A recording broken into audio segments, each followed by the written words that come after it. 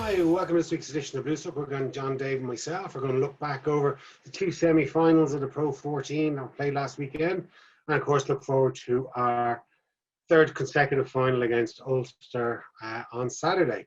So, lads, we start with our game first. 13-3 against Munster. Pretty poor game, but still, the win is a win. It was diabolical. It really was. It was a terrible game. I watched it again, obviously for this. Sacrifices I make for you, dear viewer. It was and didn't get any better. I mean, it wasn't like some kind of really deep album that renewed repeated listening. This game looked worse the second time around. Without the excitement, I think it was just. You're a true champion, Dave. Watching it the second time. Yeah. What can I tell you? Yeah, you kind of felt that it was just. We were doing enough. We seem to have done that in every game. I don't think we've been looking to cure cancer or, do anything crazy or show too many moves. We flashed the ball a little bit in a few of the games, but I think our powder is being kept dry and we're using as much of it as we need to. And if we're in a dogfight, we might do a bit more than we have to, or than we had previously done. So, again, I don't think Munster ever looked like they had a sniff, but they never looked like they had a sniff. We kind of see the play within ourselves, and they were. I think it was kind of we were waiting to see would they come up with anything else other than box kicking the shit out of the ball and hoping to profit, and they didn't. So we just seemed to contain them, and that was enough. And, It's a semi-final. 6-5 will do just as well as 28-0.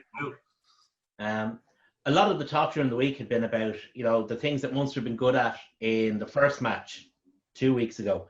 How they, dominated us in the air, how they troubled our line out, and how they were able to get wide. And I think the assumption was that they would try this again, but it seemed to be working on the basis that Leinster would not do any work on these areas in the interim. So Munster tried to go to the air, but Leinster obviously were much better than they were in the first game. We actually reversed the line-out dominance, if you like. We took 4 of their line-outs, and they weren't able to get wide at all. They weren't able to get around the outside at all. I mean, I think was it Keith Earls got one pass, and it was a bounce pass for the entire 80 minutes. So, I mean, I don't know. It's hard to know what Munster thought they were doing during that match because they didn't seem to be doing anything. The plan A was box kick, plan B was box kick, and plan C is there anything to be said for another box kick? Or a good mass. Yeah. Sorry. Go ahead, Jason. I was going to say, last week, I raised my concern that Munster were going to come out all guns blazing because they had to win this game. It's the end of their season. They've had to, they didn't get out of their group, which is a poor season by their standards. And, they had the carrot of a Pro 14 final to kind of put lipstick on a pig a little bit. And, they just didn't come to the gunfight at all. And, as you say, all they're good players, they're internationals and highly rated players, got so little of the ball. And you just have to question their selection. Like, I'm not saying, they should throw in someone like Thomas Ahern. He's still a young kid. But I was looking, I don't think he's played a game for their senior team yet. Whereas, now, okay, he's only 20 years of age. But you've got someone like, say, Ryan Baird, who's 1 year older than him, has been slowly integrated into our team, considering that you've got Vardy, who's played in the World Cup final, Toner, who plays for Ireland, the current Irish second row with James Ryan in that team. And yet, Ryan Baird has been, pinpointed that he's going to have a very good career, hopefully, and they brought him in. Whereas Eman Ahern, from the limited games I've seen him play for the Munster 20s, for the Ireland 20s, looks an amazing player. Likewise, if you think of, I was just looking that another young kid, Craig Casey, he came on, like he's played only 10 games for the club so far. He shouldn't be playing in a Pro 14 semi-final with 10 games. He should have 25 games under his belt. But they persisted with playing your man Matheson, who got 27 caps for Munster over the course of the last maybe 2 seasons. You know, they should have been bringing, I don't know what your man Nick McCarthy was doing going down there. He's played 8 times since he moved. It was bad. That was bad timing in that part. But my point is that they have talent. You can see, I've mentioned 3 players there. They brought your man Nick McCarthy down. They got Craig Casey and Thomas Ahern. And those fellas have a handful of appearances amongst them. Yet they will play, you know, Billy Holland for his 260th cap. You know, you're never going to win. You're never going to be at the races to compete with Saracens, Racing and Leinster if you're playing some of the fairly average players that are in their squad. When you have good young fellas coming through that should be blooded and brought through, they're not going to be the finished article today. Probably won't even be next season. But my God, if you're so your man, for example, Thomas Ahern, he's going to be starting from next season, getting his dribs and drabs of appearances. Why not this season? Why not in these matches give him some game time? You know, they're only shooting themselves in the foot. Yeah, I agree. A lot of people seem to agree. I think there's a lot of Munster fans that would agree with you that youth is not being given its head, and that Van Graan is a pretty conservative selector. He's, you know, in the same way as Matt O'Connor was in Leinster. He was always of the opinion that I think, didn't he like to try a few forward player? Was he a back or a forward guy? Because he used to be a back himself. He doesn't look it. He played virtually no young backs and loads of young forwards. Exactly, yeah. And he was a conservative selector, so he kind of railed. I think that's what did for him in the end. He railed against the IRFU for not letting him have his top toys when he wanted them. And, you know, I don't think he liked the system. Or that's the way it appeared. I think perhaps after so long in Leicester, being used to their way of doing things. But Van Graan seems to be the same kind of mold in that way, in that he doesn't want to hang around and develop players. He wants to just have his best guys out in the field every week. Here's the thing, it wouldn't have made any difference. I don't believe it would have made any difference. Even if all those guys that Jason mentioned, for example, had 20 caps under their belt. I don't think it would have made any difference because Munster had genuine world-class players on the pitch. They had the 2 wingers who are world-class. They have CJ Stander. They have Conor Murray. They have, we'd say for the sake of argument, Peter O'Mahony, right? And they had Damien de Allende, they had Chris Farrell, who's an Irish international. I mean, a World Cup winner in an Irish international centre. And they spent their entire time chasing box kicks. So I don't think it would have mattered if Munster had Craig Casey at scrum half, if they had young Crowley at out half, Ahern in the locks, because they would have spent their time chasing box kicks. Now maybe they would have been a bit more energetic about it, but I don't think the tactics would have changed because Munster had genuinely world-class players, those guys I mentioned, and Peter O'Mahony on the pitch, and you know the tactics were so negative and so. They reduced those guys who are genuine international quality players to, you know, net umpires.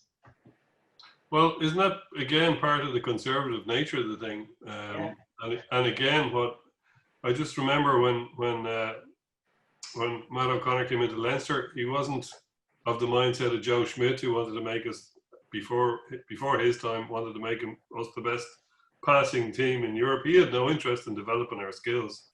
He reckoned the player should be coming to him fully formed with his skills, and he should be able to create stuff, and shouldn't need to be coached in that kind of a way. At least that's the vibe I got from him.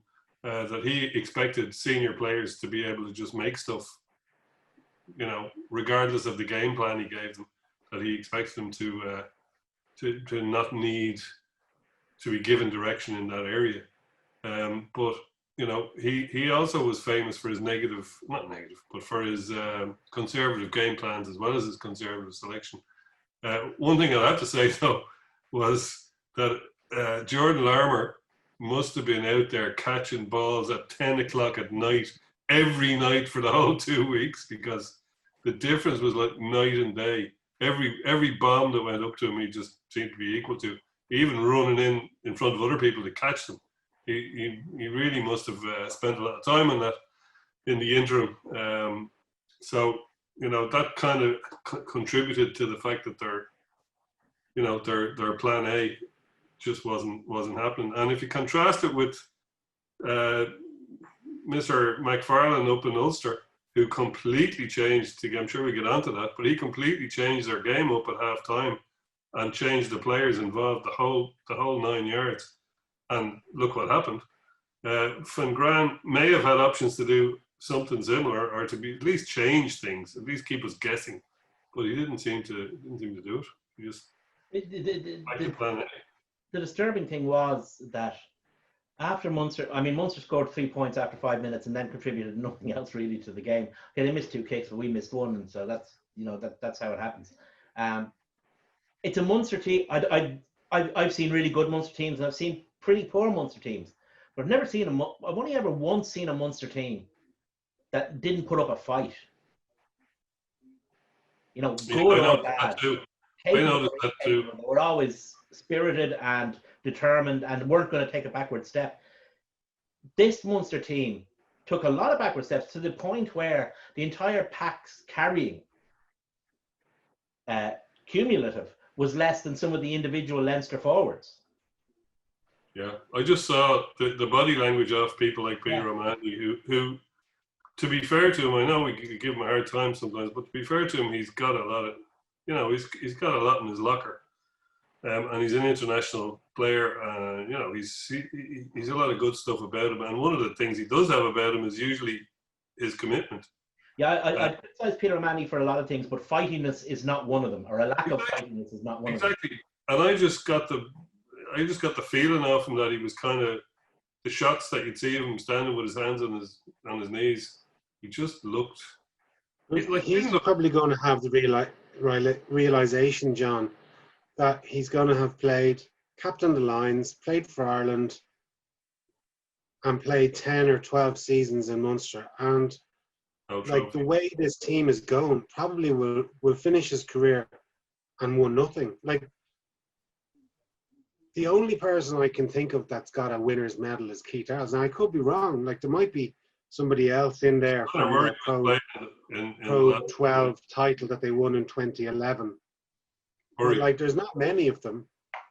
And, like, these guys are going to, you know, call it quits with nothing in their medal cabinet when they hang up their boots. All the guys there with medals. I mean, Joey Carberry has medals, Nick McCarthy has medals, Ty Byrne has medals. You never miss an opportunity, Dave. Scarlet's players getting named and everything.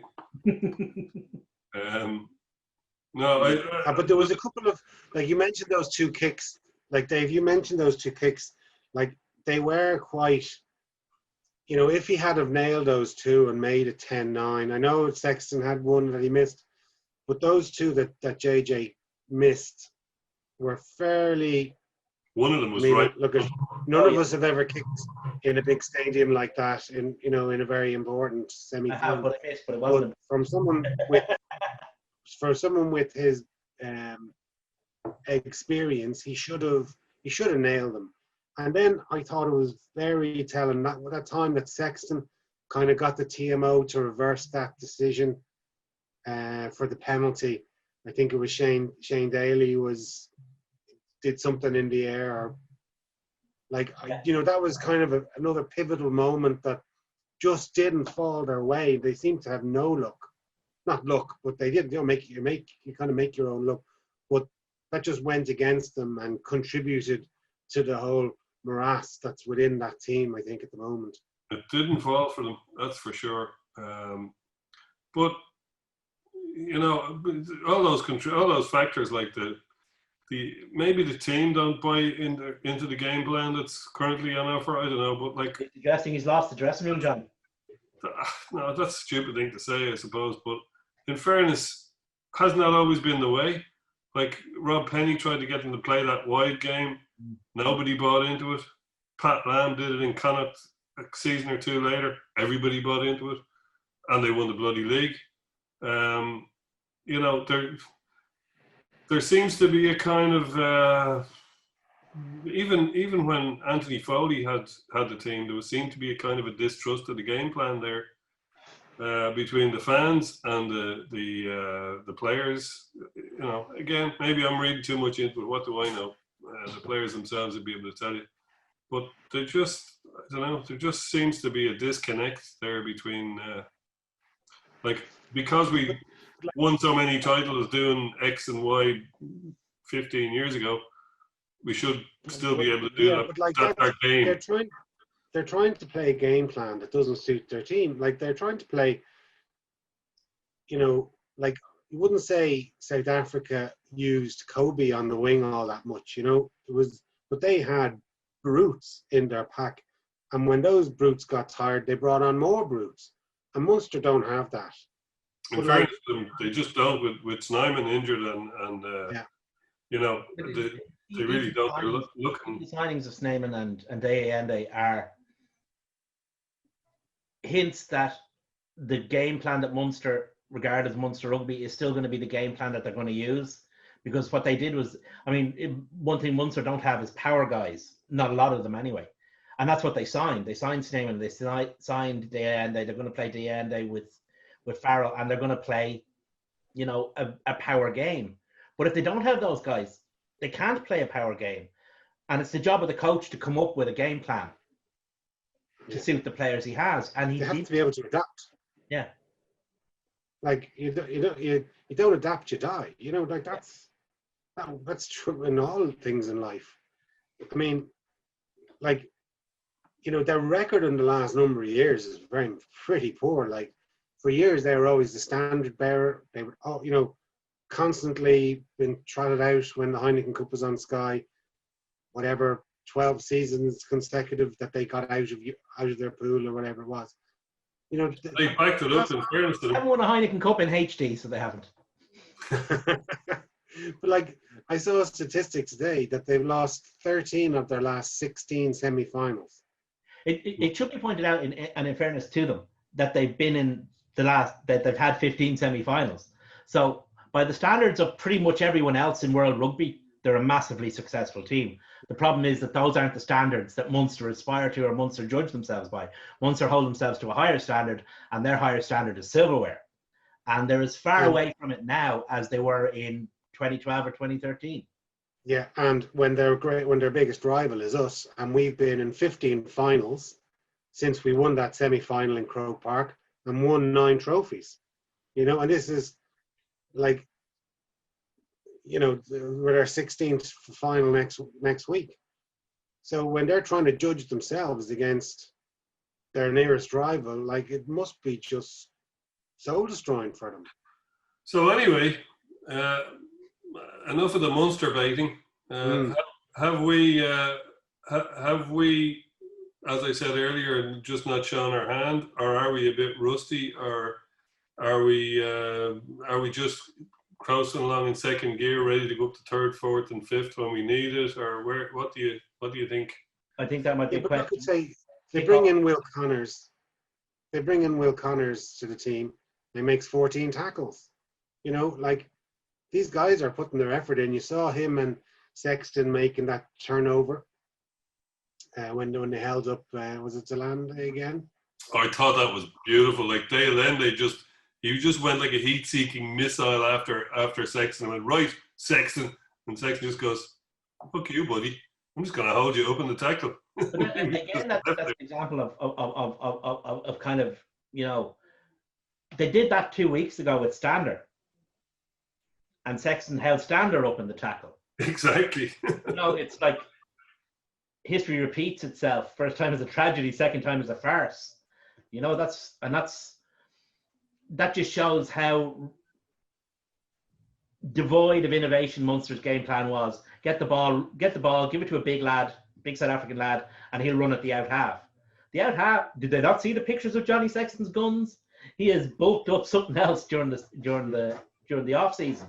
And he's also 6'2". He's a kind of bit narrow shouldered. He's kind of deceptive looking, but he's a very big chap, and he's got determination in spades. Like, you know, you're running at him, you're taking your life in your hands, no matter how big you are. He's not for backing down. At risk to his own safety, he's not for backing down from this shit. So, you know. What did you think of Kelleher's try? Was there a hint of double movement there? Yeah, it's one of those things, isn't it? It's always, you hear so many different opinions on it. Oh, there's no such thing as a double movement. There isn't. Oh, yeah, that was definitely. There's no such thing as a double movement. The word double doesn't appear in the World Rugby Laws book once. Fair enough.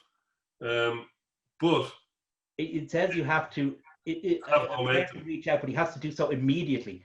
Now, it doesn't. Under the laws, you can hold the ball over your head and do the Macarena as long as you don't move your body. You can reach out all the way around the place as long as you do it immediately. So he did seem to crawl though on his belly, and that's where it seems to fall down. It's the momentum thing. I mean, for me, the ref just said, you know, is there any reason I can't award the try or whatever the question was? It put the onus on them to disprove. He said, just check the grounding. So maybe if you'd asked a different question, it might not have been given, but I think it's pretty marginal either way. And the fact the question might have just put it over the line. I mean, if you ask 10 people, 5 of them will say it'll be a try or, you know, whatever.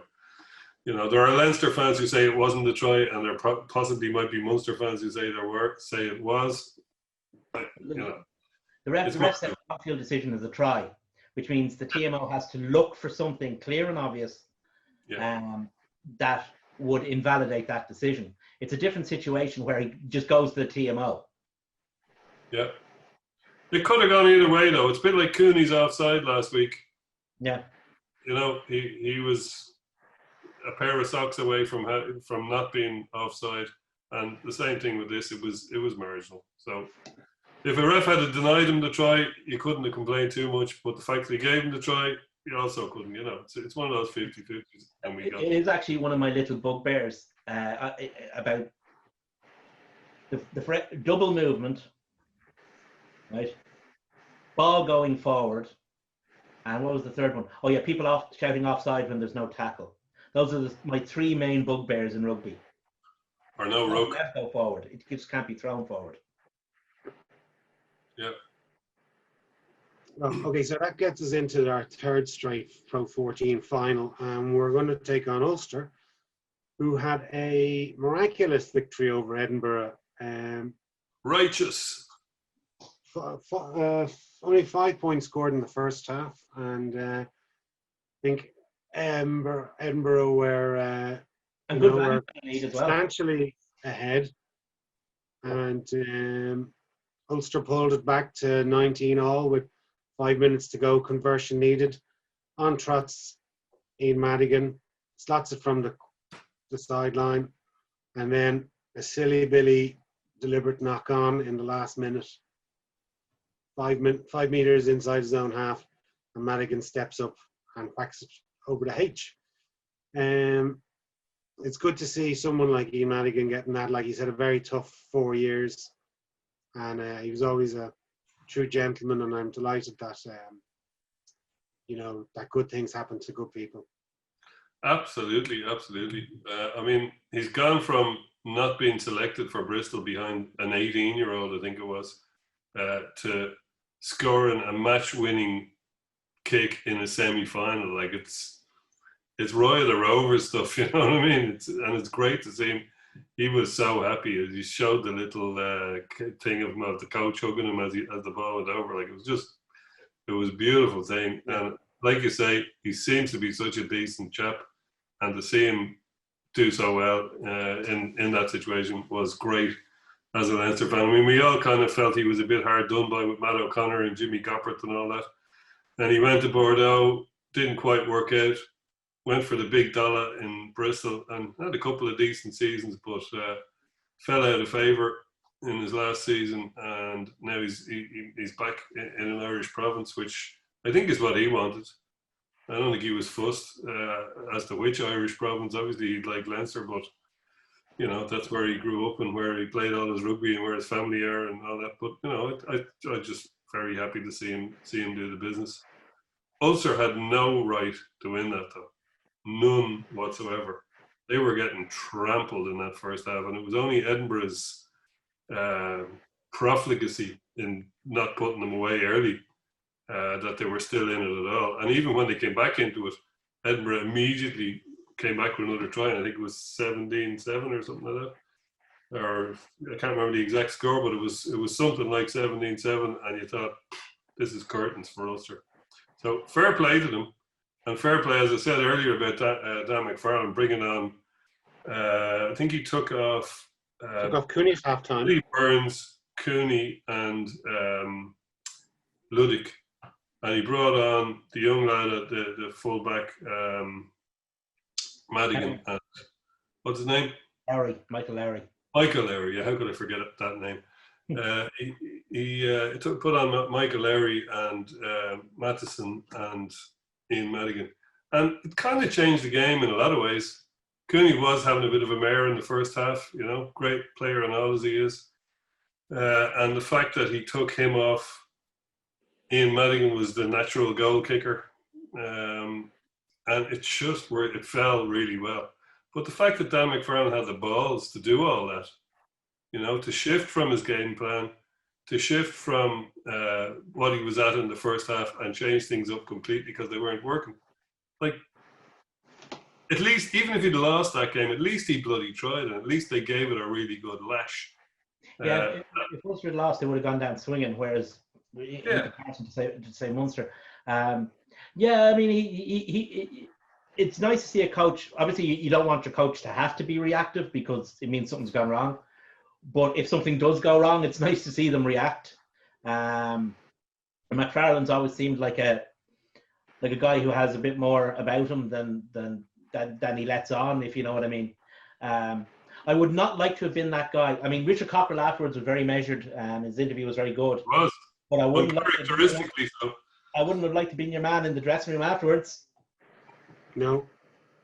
Because that was Edinburgh's game. I mean, the game was Edinburgh's game. They had defended very well against Ulster legitimately, and for the player, was it Gilchrist? I can't remember. Anyway, to knock the ball on deliberately was it was madness. It was a moment of madness. Yeah. And the thing about Ian Madigan as well is, like, for the type of player he is, normally those guys, if everything isn't going well for them, they can be a bit flaky off the tee. But Madigan's different. Madigan can play poorly and he'll still kick 87%. He can play well and he'll still kick. His goal kicking is rock solid, and which is unusual because if you look at players like him, and guys I usually compare him to would be Carlos Spencer or say Shane Geraghty or guys of that ilk. When their game falls apart, their goal kicking falls apart. Madigan's goal kicking never falls apart. No, it's credit to him. And it's obviously the hard work the guy puts in training, because that stuff doesn't come by lying in bed, you know, it really doesn't. That's dedication, kicking. That's where you're going wrong, Dave. We're all going wrong that way. As a friend of mine from Offaly used to say, it doesn't come to you in the bed. You have to get up and go looking for it.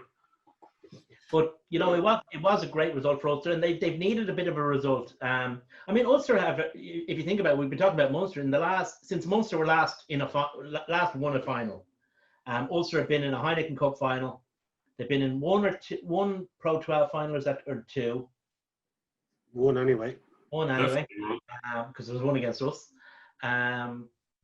We beat them in about 3 semi-finals, or certainly 2 semi-finals. Yes. And they had that Heineken Cup quarter-final against us as well, where we only just got through on the skin of our teeth. Yeah. Well, Munster have been in two finals as well, though, in fairness to Scarlett and Glasgow. Comparing and contrasting. So it's and not to mention the complete clusterfuck that their club was in after the Paddy Jackson trial. You know, basket case. Their coach leaving, like Les Kiss coming in for a while, him leaving, and then they brought in what's his name, John O'Gibbs. John O'Gibbs was in for a while. He left. He kind of like they've had a lot of turmoil, and they had, their CEO had to resign. They've had an awful lot of internal on-field and off-field problems, and for them to be able to turn that around under McFarland, they've managed to attract some very good say, former Leinster players back into Ireland to play for them. And, it's important for Irish rugby that we have strong provincial teams, not just Leinster dominating the whole thing. It's important for Irish rugby and it's important for the league as well, that we've got someone that can rival. We don't want it to turn into the Scottish Premier League with just one team walking away with it every season. That's just not good for anybody.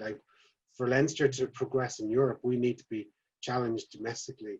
And if you're just getting walkovers from every other club, what's the fun? And that was fun for even a fan going to the matches to see, pointless 50-60-0 victories every week, as we sometimes do. It's awful. It's shit. It's absolutely shit. Why bother? Why? It's like watching paint dry to go and watch a stream of, our seconds beating someone else's forts and it can be quite up fast sometimes. 7 tries. Some of the matches can be quite fast, so it's good to see. A good that was the semi-final the league needed. Ours really wasn't. But it's good. Hopefully the final can rival the Heineken Cup quarter-final a year ago. Yeah.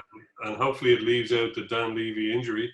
But that was a cracking game, and Ulster lost it by the skin of their teeth, a little bit like the 2013 Pro 12 final, where they were a Robbie Dyack, grounding away from winning the bloody thing. They were a Stockdale drop away from winning the thing in the quarter final, in the same venue as the final is going to be next week. So, if those guys get stoked up, and you could say we've been in second gear, they haven't exactly been motoring themselves. That's the first game they've won this part of the season, and it didn't look too convincing in the other two interpros. So, our seconds beat them 28-10, and it genuinely was our seconds because we made 15 changes from the previous week. Yeah, Ulster looked like that they had whatever McFarland had said to them last week. But even you think they really only played for the last 20 minutes of the second half, because they were pretty dire in the first hour. They're off. And they were pretty dire in the opening 2 games. So, hopefully they've turned the corner, but hopefully not quick enough. I just turning to our team, there's just strong rumours that James Ryan is back fit and available for selection. Oh, yeah. I wonder if I don't know whether they'll throw him in, maybe on the bench. I'm not sure if they'd risk him to start. Well, there's 2 schools of thought on that. One is the guy hasn't got full fitness, so throw him in and see how long he lasts. And if he lasts 30 minutes, throw another guy on. If he lasts 50 minutes, throw another guy on. Whereas if you bring him off the bench with 30 minutes to go and he only makes 20, so there is an argument for starting the guy, depending on who you got on the bench and whether you've got a 6-2 split or what the hell we're going to do there. I don't know. But I'm just thrilled to see him back because the guy is a phenomenon.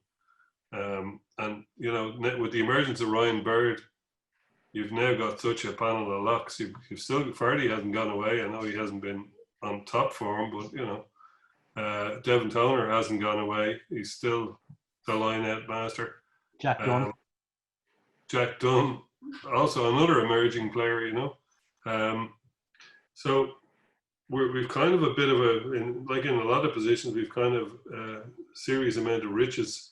But no matter how much riches you have, to see James Ryan coming back is very inspiring and very great as an Leinster fan to see it happening.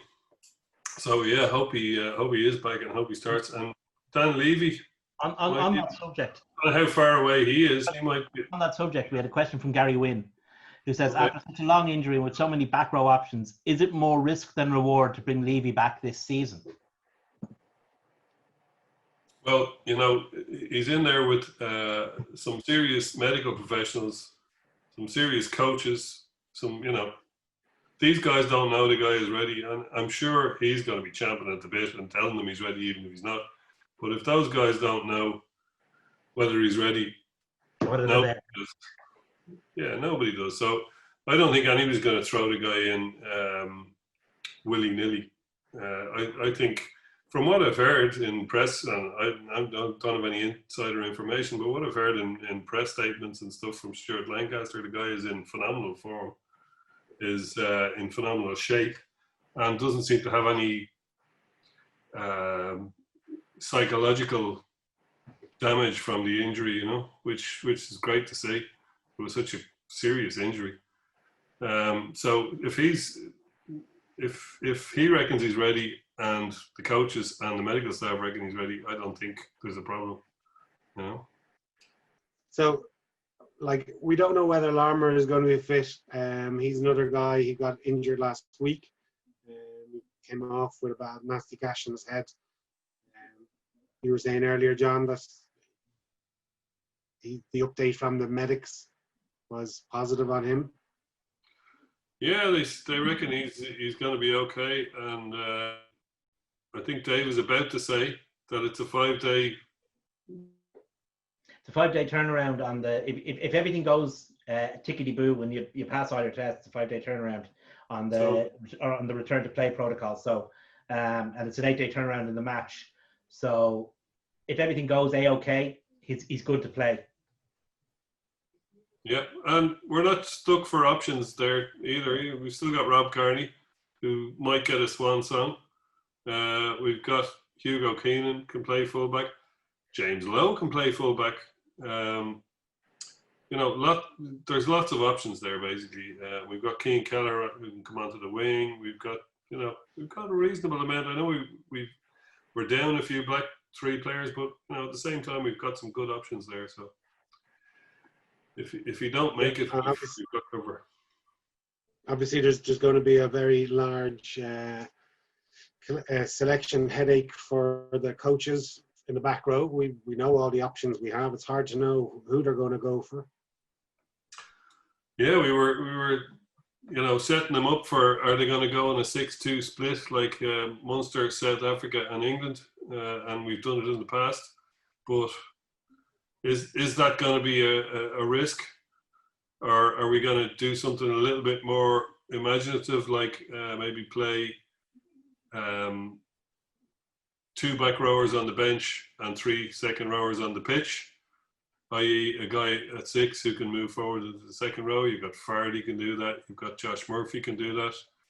Reece Ruddock got a pinch, although I wouldn't, tout him as a second row. He's a break glass in case of emergency second row.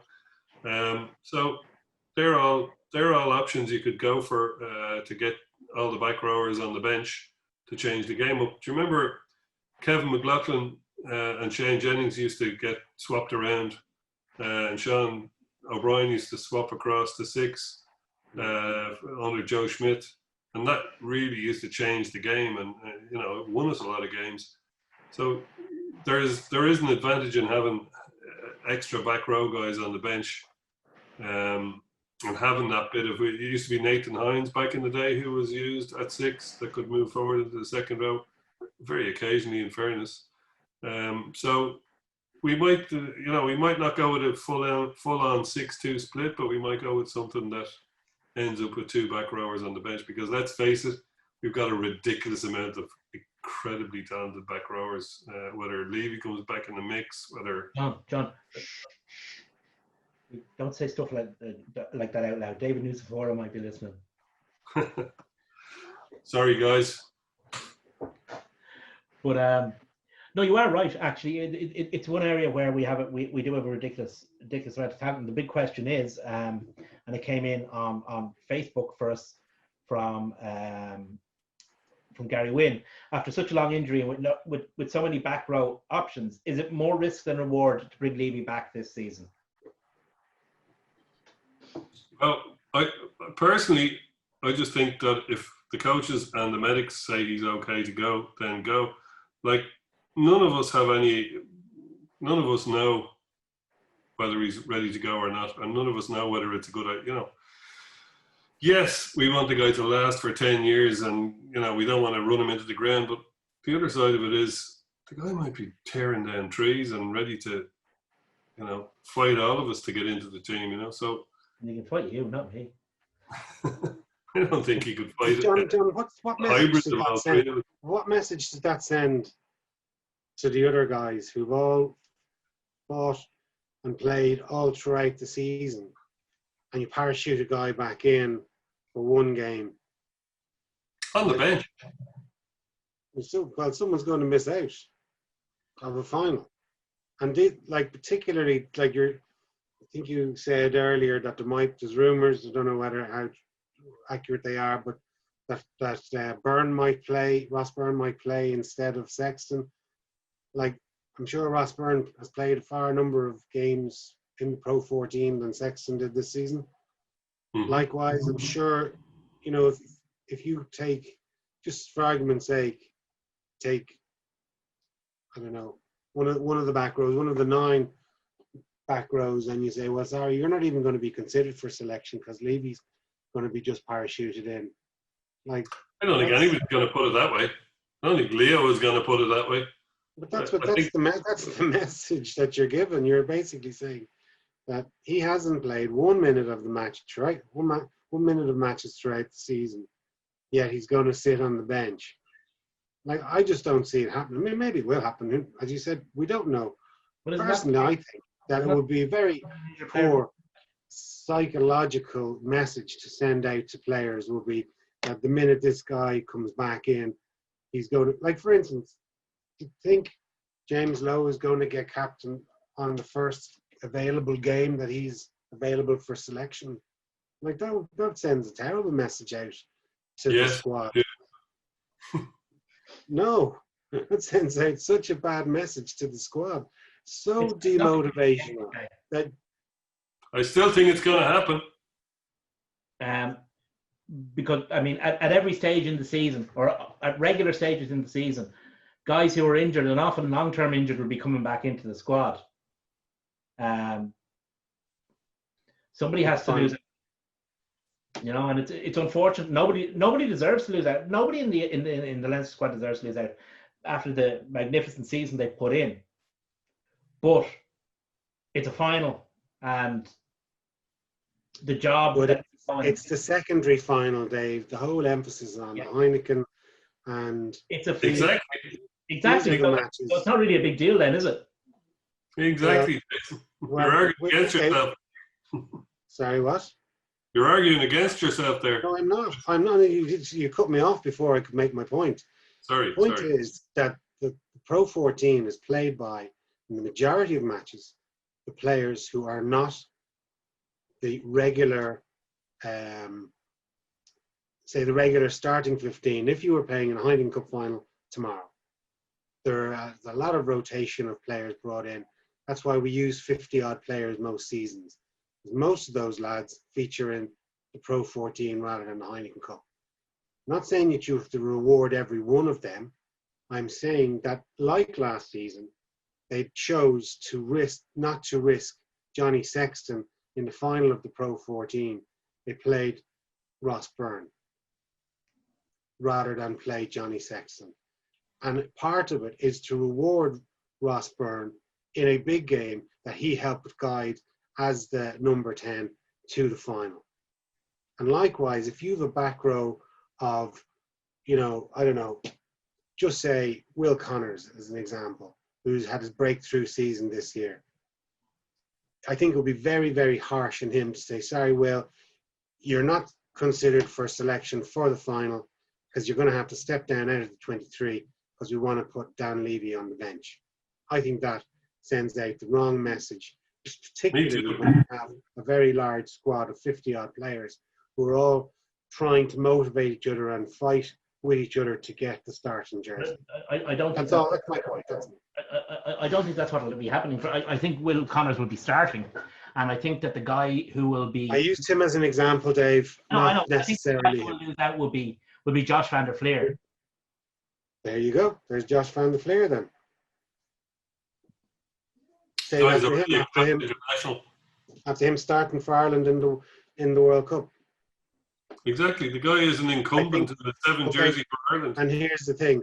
Munster might be looking for a back row, or Connacht might, and Josh van der Fleer might be knocking on Leo's door saying, sorry, boss, I'm looking for a transfer.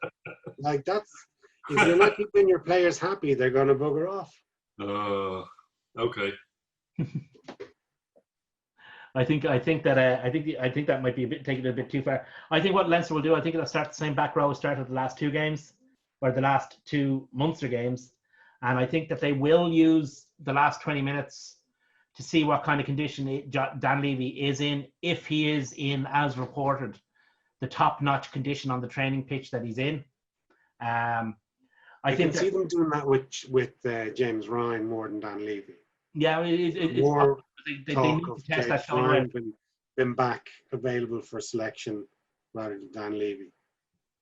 I think they do need to test that shoulder out. I think Ryan will start. I think that, I mean, one thing we've learned over the last couple of games is that Devin Toner kind of has to start. Well, it's amazing that you need him out to touch. You know, I think we made this point, one of the earlier episodes we did, that our line-out throwing is just still a point of weakness. And when you have Toner in there, he brings, obviously, 6'11" frame, with his experience of running a line-out and calling it. And we missed him in that match again. I mean, you know, I don't know many. I think that they win 4 line-outs in the first Munster match. And when Toner only came on in the last few minutes, and then of course he got sin binned. Tough. And that against the head stat was turned over in the game at the weekend. When Toner was in situ, I think that what Toner does is he covers a multitude, and it's kind of a problem for Irish rugby that hookers who are really good throwers are actually fairly rare in Irish rugby. We generally only have one a generation. If you think back, Keith Woods was average at a touch. Shane Byrne was very good. He actually, I heard him being interviewed. He said he got the yips. Yeah. He dreaded when there was a line, you know, like when it was a penalty and Ron O'Gara was kicking up the line, and he could see O'Gara been awarded the penalty, and he was going, "Oh no, yeah, that means he's going to kick the touch, and now I have to run up there, get the ball, and throw it in," and he hated it. Yeah, I think he was Dartitis is. He was known more for his drop kicks than his throwing into the line out, in fairness. Exactly. You take it further, Shane Byrne was pretty good. Frankie Sheehan was average. Jerry Flannery was very good. Jerry Flannery was brilliant. That was quite average. Rory Best was quite average. And obviously you have the current crop. So it's something that seems to be lacking in the game of an Irish hooker. All of them. I mean, it's obviously an institutional issue rather than just to do with Leinster, just to do with Munster, just to do with Connacht, just to do with Ulster. For whatever reason, I think our hook, because I think we convert them quite late. I don't know. I think it might be that, look at the size of Irish people's genetics compared to some other races. You know, like, okay, Toner's what's that going to do with throwing? Well, what? I'm Sorry. saying it's the target. It's the target that he's aiming at, John. Yeah, fair enough. You know, if you're up against 2 South Africans who are so much like bigger and wider than the average Irish second row, you know, we like Paul O'Connell. If you stand beside Paul O'Connell, he actually wasn't that big a man. You know, he wasn't a giant. Whereas you stand beside. He was a classic hard gainer. He was a guy who, if most of us took a few months off training, we'd balloon. Paul O'Connell would actually shrink because the hard work in the gym to get that guy, you know, to bulk that guy up to a serious. I mean, he's tall enough. He's 6'6", but like you say, Jason, he's not a huge man when you stand beside him. And I haven't seen him in the last few years, but I would imagine that since he's not hitting the gym probably as hard as he was in his heyday, he's probably a bit leaner. He's what in bodybuilding they call a hard gainer. So somebody who will tend towards being thinner rather than, ballooning with a lack of training. So yeah, I totally agree. Guys like the Dutch gene or whatever it is that makes the South Africans so bloody big is a huge thing for targets. But targets aside, I think what Dave's alluding to is the throwing is a problem. Like Flannery and Shane Byrne, if you pick the whole professional era, who else is in there besides Flannery and Shane Byrne? There's not many. Maybe I'm leaving somebody out here, but Rory Best gets the yips, Sean Cronin gets the yips, Keith Wood gets the yips. All of our options get the yips. Niall Scannell was looking promising. He gets the yips. And it is a very, very difficult skill. And I think Jerry Flannery nailed it because he just went out and fecking threw the ball at a wall, threw the ball at a basket, threw the ball. He just became a throwing machine. I think it was his point of difference. The 10,000 hours rule. Yeah. It was his point of difference from other hookers. He just went away to Connacht and threw the fucking ball at whatever was moving. And, that's what it takes. It's the same as kicking. That's what it takes. Maybe that's the part of our culture that's lacking, is forcing hookers off into a corner to throw the ball at seagulls or whatever the fuck they need to throw the ball You at. have to presume that they spend nothing but time with a bag of balls and throwing them up against the wall themselves. They had 6 months off. Like, what were they? I think there's this weird thing that because you've seen it over the last couple of years. Every time there's we saw it recently with Sean O'Brien. We've seen it with other players. Leinster have done it with players. I mean, James Tracy was a prop that they converted to hooker. They've done the same with Sheehan. That we convert players into that position. We don't start players off in that position as a speciality, and we don't seem to regard it as the specialist position that the throwing in part. We don't seem to regard it as the specialist position that maybe it needs to be, as you were saying about the 10,000 hours and stuff like that. That's a long time. So if you're 20 years of age and you're in the academy, or you're coming into the academy at 19 and you're a prop and you're told to switch to hooker, it's going to take a while to get that. And I don't think we have it. I think there's an acceptance in Irish rugby overall of being a decent thrower. Mm-hmm. Maybe same from half, like apart from Peter Stringer, who was a pass with legs. We haven't produced. There are guys who, like Luke McGrath, for example.